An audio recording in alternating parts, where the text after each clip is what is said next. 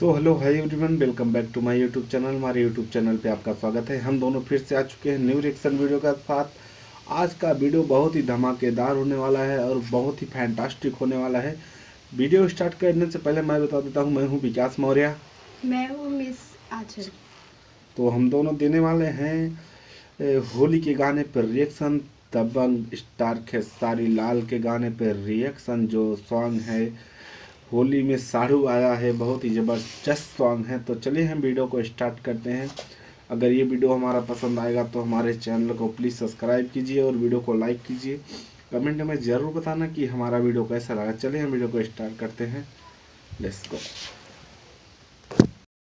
सारेगामा कारवां इस तोहफे में है 5000 सुनहरे गाने और कुछ यादें। का करे बड़े घूमे। हाँ जी। इनकरा घरे में हेरारू नहीं खे। मतलब का कहल चाहता है? बहुत जरियास। काहे? ना तो दू पे मरनी की इनकरा के मारल स्टार्ट करो। सड़ुआना ना तो हमरा ना चले। काहे जी? भगाओ भगाओ जल्दी। किसी आई मोर। काहे सब करतानी राजा जी, रउआ शिवा के हुले ले नहीं खे माजा जी। अच्छा सी हई हां ना जी। ना बुझाला। सुनी ना, काहे सब करतानी राजा जी, रउआ शिवा के हुले ले नहीं खे माजा जी। फागुन पर्व है ही ऐसा सबको मिलाया है सचमुच। मेरे पीछे पीछे शायद तुमने चक्कर चलाया है। क्या? इसीलिए होली में साड़ू दारू पीने आया है। ऐसे क्यों बोलते हैं? इसीलिए होली में साड़ू दारू पीने आया है। सुनिए ना। कुछ ना सुनो, ओहो। चुपचाप हटा दो, न तो दिमाग के बरमुंड गर्म होता। ऐसा कुछ नहीं है। हटाओ जल्दी।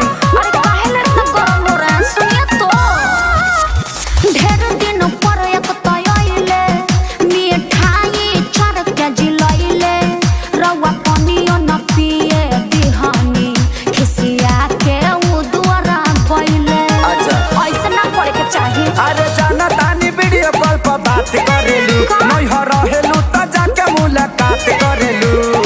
जिसने भी आपको बताया है वो झगड़ा लगाया है। चुप, समझ रहा हूँ काहे खाती साया साड़ी लाया है।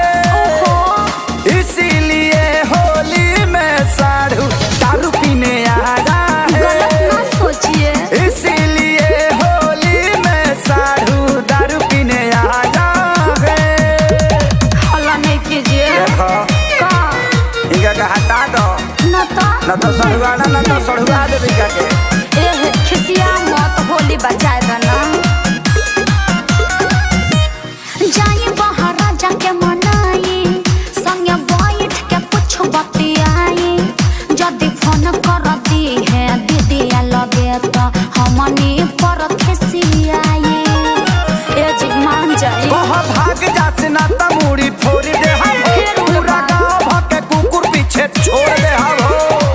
वो तो अपने साधु भाई का फर्ज निभाया है, बिलीव मी। श्याम देहाती आजाद पंकज साथे लिया है। तो का हो गए? इसीलिए होली में साड़ू दारू पीने आया गलत मत बोलिए, समझे ना? इसीलिए होली में साड़ू दारू पीने आया है। देखिए जौन हो गया सो हो गया। बात हटाओ जल्दी हटाओ। अरे बात मानिए। देखिए अब सब खत्म हो गया, अब चुपचाप रहिए।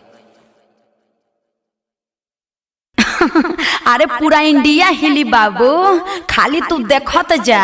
मेरे पीछे पीछे शायद तुमने चक्कर चलाया है। क्या? इसीलिए होली में साड़ू दारू पीने आया है। तो अगर ये वीडियो हमारा पसंद आए तो हमारे चैनल को प्लीज़ फटाफट सब्सक्राइब कीजिए और वीडियो को लाइक कीजिए। कमेंट में ज़रूर बताना कि हमारा वीडियो कैसा लगा। तो चलिए हम लोग मिलते हैं नेक्स्ट वीडियो में, तब तक के लिए नमस्कार, प्रणाम।